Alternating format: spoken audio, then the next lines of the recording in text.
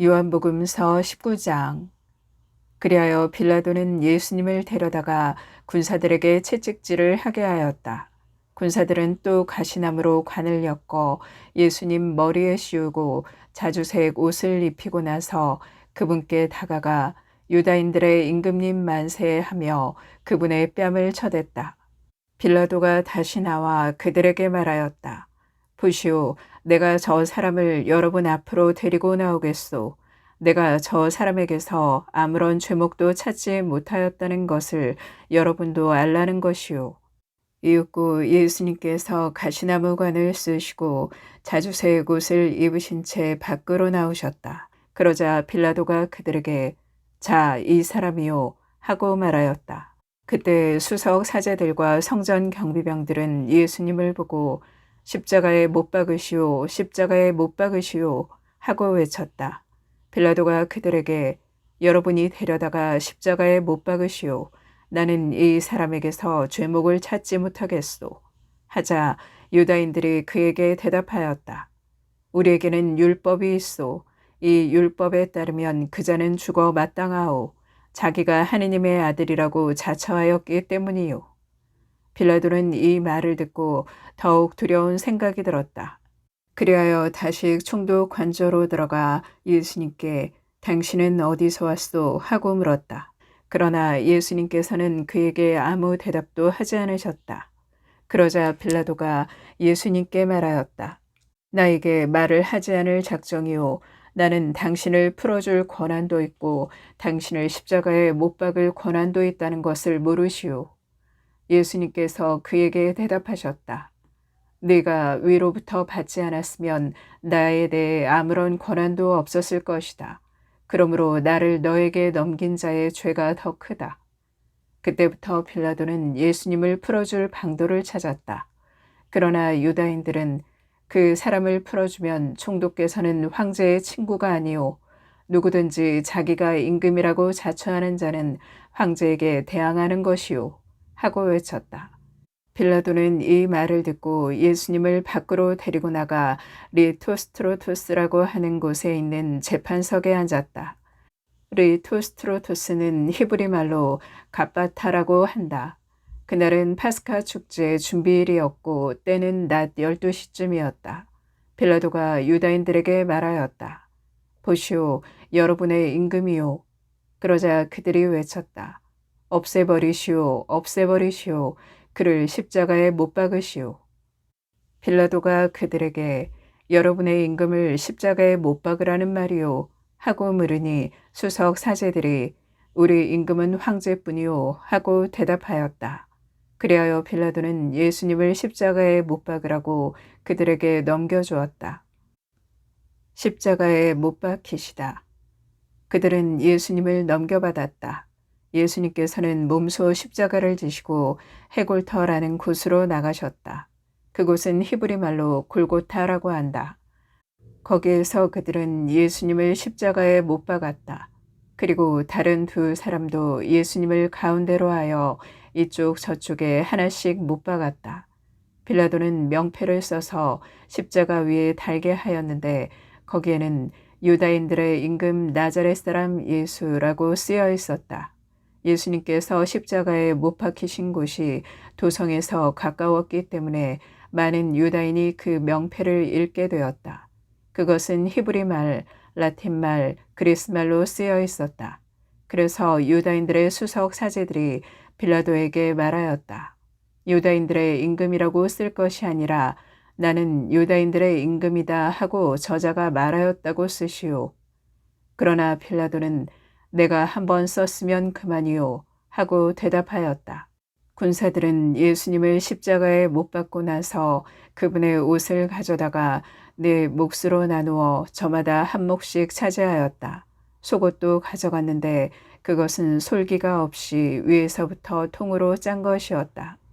그래서 그들은 서로 이것은 찢지 말고 누구 차지가 될지 제비를 뽑자 하고 말하였다. 그들이 제 옷을 저희끼리 나누어 가지고 제 속옷을 놓고서는 제비를 뽑았습니다 하신 성경 말씀이 이루어지려고 그리 된 것이다. 그래서 군사들이 그렇게 하였다. 예수님의 십자가 곁에는 그분의 어머니와 이모 클로파스의 아내 마리아와 마리아 막달레나가 서 있었다. 예수님께서는 당신의 어머니와 그 곁에 선 사랑하시는 제자를 보시고 어머니에게 말씀하셨다. 여인이시여, 이 사람이 어머니의 아들입니다. 이어서 그 제자에게 이분이 내 어머니시다 하고 말씀하셨다. 그때부터 그 제자가 그분을 자기 집에 모셨다. 숨을 거두시다. 그 뒤에 이미 모든 일이 다 이루어졌음을 아신 예수님께서는 성경 말씀이 이루어지게 하시려고 목마르다 하고 말씀하셨다. 거기에는 신 포도주가 가득 담긴 그릇이 놓여 있었다. 그래서 사람들이 신 포도주를 듬뿍 적신 해면을 우술초 가지에 꽂아 예수님의 입에 갖다 대었다. 예수님께서는 신 포도주를 드신 다음에 말씀하셨다. 다 이루어졌다. 이어서 고개를 숙이시며 숨을 거두셨다. 군사들이 예수님의 옆구리를 창으로 찌르다. 그날은 준비일이었고 이튿날 안식일은 큰 축일이었으므로 유다인들은 안식일에 시신이 십자가에 매달려 있지 않게 하려고 십자가에 못 박힌 이들의 다리를 부러뜨리고 시신을 치우게 하라고 빌라도에게 요청하였다. 그리하여 군사들이 가서 예수님과 함께 십자가에 못 박힌 첫째 사람과 또 다른 사람의 다리를 부러뜨렸다. 예수님께 가서는 이미 숨지신 것을 보고 다리를 부러뜨리는 대신 군사 하나가 창으로 그분의 옆구리를 찔렀다. 그러자 곧 피와 물이 흘러나왔다. 이는 직접 본 사람이 증언하는 것이므로 그의 증언은 참되다. 그리고 그는 여러분이 믿도록 자기가 진실을 말한다는 것을 알고 있다. 그의 뼈가 하나도 부러지지 않을 것이다 하신 성경 말씀이 이루어지려고 이런 일들이 일어난 것이다. 또 다른 성경 구절은 그들은 자기들이 찌른 일을 바라볼 것이다 하고 말한다. 묻히시다. 그 뒤에 아리마테아 출신 요셉이 예수님의 시신을 거두게 해달라고 빌라도에게 청하였다. 그는 예수님의 제자였지만 유다인들이 두려워 그 사실을 숨기고 있었다. 빌라도가 허락하자 그가 가서 그분의 시신을 거두었다. 언젠가 밤에 예수님을 찾아왔던 니코데모도 모략과 침향을 섞은 것을 100리트라쯤 가지고 왔다. 그들은 예수님의 시신을 모셔다가 유다인들의 장례 관습에 따라 향료와 함께 암아포로 감쌌다. 예수님께서 십자가에 못 박히신 곳에 정원이 있었는데 그 정원에는 아직 아무도 묻힌 적이 없는 새 무덤이 있었다. 그날은 유다인들의 준비일이었고 또 무덤이 가까이 있었으므로 그들은 예수님을 그곳에 모셨다. 요한복음서 20장. 부활하시다.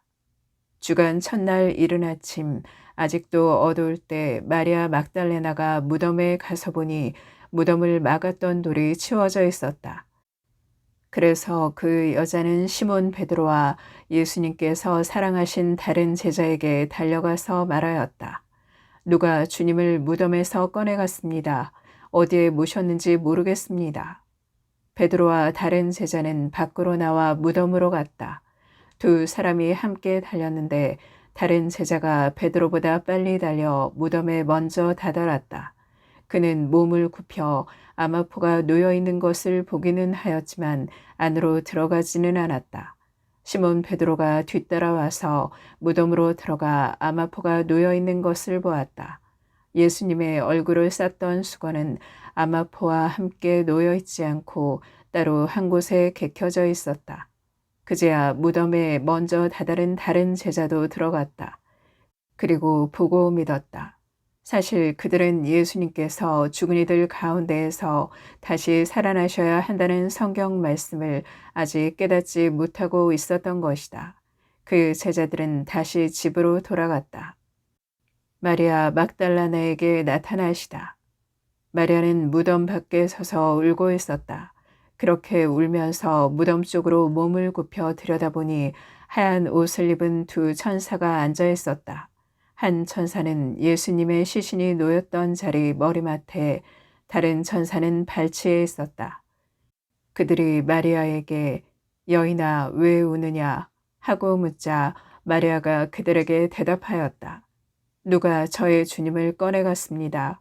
어디에 모셨는지 모르겠습니다. 이렇게 말하고 나서 뒤로 돌아선 마리아는 예수님께서 서 계신 것을 보았다. 그러나 예수님이신 줄은 몰랐다. 예수님께서 마리아에게 여인아 왜 우느냐 누구를 찾느냐 하고 물으셨다. 마리아는 그분을 정원지기로 생각하고 선생님께서 그분을 옮겨가셨으면 어디에 모셨는지 저에게 말씀해 주십시오. 제가 모셔가겠습니다. 하고 말하였다. 예수님께서 마리아야 하고 부르셨다. 마리아는 돌아서서 히브리 말로 라쁘니 하고 불렀다. 이는 스승님이라는 뜻이다. 예수님께서 마리아에게 말씀하셨다. 내가 아직 아버지께 올라가지 않았으니 나를 더 이상 붙들지 마라. 내 형제들에게 가서 나는 내 아버지시며 너희의 아버지신 분, 내 하느님이시며 너희의 하느님이신 분께 올라간다 하고 전달하여라.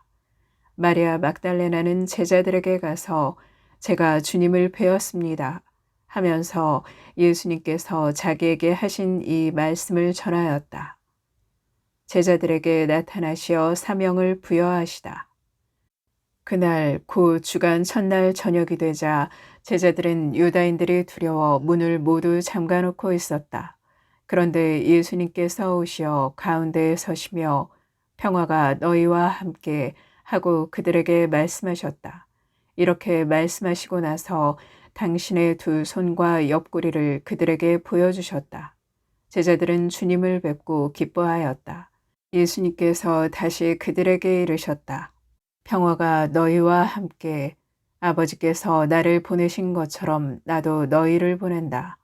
이렇게 이르시고 나서 그들에게 숨을 불어넣으며 말씀하셨다. 성령을 받아라. 너희가 누구의 죄든지 용서해주면 그가 용서를 받을 것이고 그대로 두면 그대로 남아있을 것이다. 예수님과 토마스 12 제자 가운데 하나로서 쌍둥이라고 불리는 토마스는 예수님께서 오셨을 때 그들과 함께 있지 않았다. 그래서 다른 제자들이 그에게 우리는 주님을 배웠소 하고 말하였다. 그러나 토마스는 그들에게 나는 그분의 손에 있는 못자국을 직접 보고 그 못자국에 내 손가락을 넣어보고 또 그분 옆구리에 내 손을 넣어보지 않고는 결코 믿지 못하겠소 하고 말하였다. 여드레 뒤에 제자들이 다시 집안에 모여 있었는데 토마스도 그들과 함께 있었다. 문이 다 잠겨 있었는데도 예수님께서 오시어 가운데에 서시며 평화가 너희와 함께 하고 말씀하셨다. 그러고 나서 토마스에게 이르셨다. 내 손가락을 여기 대보고 내 손을 보아라. 내 손을 뻗어 내 옆구리에 넣어 보아라. 그리고 의심을 버리고 믿어라. 토마스가 예수님께 대답하였다. 저의 주님, 저의 하느님. 그러자 예수님께서 토마스에게 말씀하셨다. 너는 나를 보고서야 믿느냐? 보지 않고도 믿는 사람은 행복하다. 복음서를 쓴 목적. 예수님께서는 이 책에 기록되지 않은 다른 많은 표징도 제자들 앞에서 일으키셨다. 이것들을 기록한 목적은 예수님께서 메시아이시며 하느님의 아드님이심을 여러분이 믿고 또 그렇게 믿어서 그분의 이름으로 생명을 얻게 하려는 것이다. 요한복음서 21장 7 제자에게 나타나시다. 그 뒤에 예수님께서는 티베리아스 호숫가에서 다시 제자들에게 당신 자신을 드러내셨는데 이렇게 드러내셨다. 시몬 베드로와 쌍둥이라고 불리는 토마스, 갈릴레아 카나 출신 나타나엘과 제베데오의 아들들, 그리고 그분의 다른 두 제자가 함께 있었다. 시몬 베드로가 그들에게 나는 고기 잡으러 가네 하고 말하자 그들이 우리도 함께 가겠소 하였다. 그들이 밖으로 나가 배를 탔지만 그날 밤에는 아무것도 잡지 못하였다. 어느덧 아침이 될 무렵 예수님께서 물가에 서 계셨다. 그러나 제자들은 그분이 예수님이신 줄을 알지 못하였다. 예수님께서 그들에게 얘들아 뭘 좀 잡았느냐 하시자 그들이 대답하였다. 못 잡았습니다. 예수님께서 그들에게 이르셨다. 그물을 배 오른쪽에 던져라. 그러면 고기가 잡힐 것이다. 그래서 제자들이 그물을 던졌더니 고기가 너무 많이 걸려 그물을 끌어올릴 수가 없었다. 예수님께서 사랑하신 그 제자가 베드로에게 주님이십니다 하고 말하였다. 주님이시라는 말을 듣자 옷을 벗고 있던 베드로는 겉옷을 두르고 호수로 뛰어들었다. 다른 제자들은 그 작은 배로 고기가 든 그물을 끌고 왔다. 그들은 뭇에서 100m쯤밖에 떨어져 있지 않았던 것이다. 그들이 뭇에 내려서 보니 숯불이 있고 그 위에 물고기가 놓여 있고 빵도 있었다. 예수님께서 그들에게 말씀하셨다. 방금 잡은 고기를 몇 마리 가져오너라. 그러자 시몬 베드로가 배에 올라 그물을 뭇으로 끌어올렸다. 그 안에는 큰 고기가 153마리나 가득 들어 있었다. 고기가 그토록 많은데도 그물이 찢어지지 않았다. 예수님께서 그들에게 와서 아침을 먹어라 하고 말씀하셨다. 제자들 가운데에는 누구십니까? 하고 감히 묻는 사람이 없었다. 그분이 주님이시라는 것을 알고 있었기 때문이다. 예수님께서는 다가가셔서 빵을 들어 그들에게 주시고 고기도 그렇게 주셨다. 이렇게 예수님께서는 죽은 이들 가운데에서 되살아나신 뒤에 세 번째로 제자들에게 나타나셨다. 예수님과 베드로. 그들이 아침을 먹은 다음에 예수님께서 시몬 베드로에게 물으셨다. 요한의 아들 시몬아, 너는 이들이 나를 사랑하는 것보다 더 나를 사랑하느냐? 베드로가 예, 주님, 제가 주님을 사랑하는 줄을 주님께서 아십니다. 하고 대답하자 예수님께서 그에게 말씀하셨다. 내 어린 양들을 돌보아라. 예수님께서 다시 두 번째로 베드로에게 물으셨다. 요한의 아들 시몬아, 너는 나를 사랑하느냐? 베드로가 예, 주님, 제가 주님을 사랑하는 줄을 주님께서 아십니다. 하고 대답하자 예수님께서 그에게 말씀하셨다. 내 양들을 돌보아라. 예수님께서 세 번째로 베드로에게 물으셨다. 요한의 아들 시몬아, 너는 나를 사랑하느냐? 베드로는 예수님께서 세 번이나 나를 사랑하느냐 하고 물으심으로 슬퍼하며 대답하였다. 주님, 주님께서는 모든 것을 아십니다.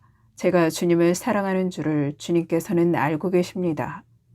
그러자 예수님께서 베드로에게 말씀하셨다. 내 양들을 돌보아라. 내가 진실로 진실로 너에게 말한다. 네가 젊었을 때는 스스로 허리띠를 메고 원하는 곳으로 다녔다. 그러나 늙어서는 네가 두 팔을 벌리면 다른 이들이 너에게 허리띠를 메어주고서 네가 원하지 않는 곳으로 데려갈 것이다. 예수님께서는 이렇게 말씀하시어 베드로가 어떠한 죽음으로 하느님을 영광스럽게 할 것인지 가리키신 것이다. 이렇게 이르신 다음에 예수님께서는 베드로에게 나를 따라라 하고 말씀하셨다. 예수님께서 사랑하신 제자와 베드로. 베드로가 돌아서서 보니 예수님께서 사랑하시는 제자가 따라오고 있었다. 그 제자는 만찬 때에 예수님 가슴에 기대어 앉아 있다가 주님을 팔아넘길 자가 누구입니까? 하고 물었던 사람이다. 그 제자를 본 베드로가 예수님께 주님, 이 사람은 어떻게 되겠습니까? 하고 물었다. 예수님께서는 내가 올 때까지 그가 살아있기를 내가 바란다 할지라도 그것이 너와 무슨 상관이 있느냐? 너는 나를 따라라. 하고 말씀하셨다. 그래서 형제들 사이에 이 제자가 죽지 않으리라는 말이 퍼져나갔다. 그러나 예수님께서는 그가 죽지 않으리라고 말씀하신 것이 아니라 내가 올 때까지 그가 살아있기를 내가 바란다 할지라도 그것이 너와 무슨 상관이 있느냐 하고 말씀하신 것이다. 역근이의 맺은 말. 이 제자가 이 일들을 증언하고 또 기록한 사람이다. 우리는 그의 증언이 참되다는 것을 알고 있다. 예수님께서 하신 일은 이 밖에도 많이 있다. 그래서 그것들을 낱낱이 기록하면 온 세상이라도 그렇게 기록된 책들을 다 담아내지 못하리라고 나는 생각한다.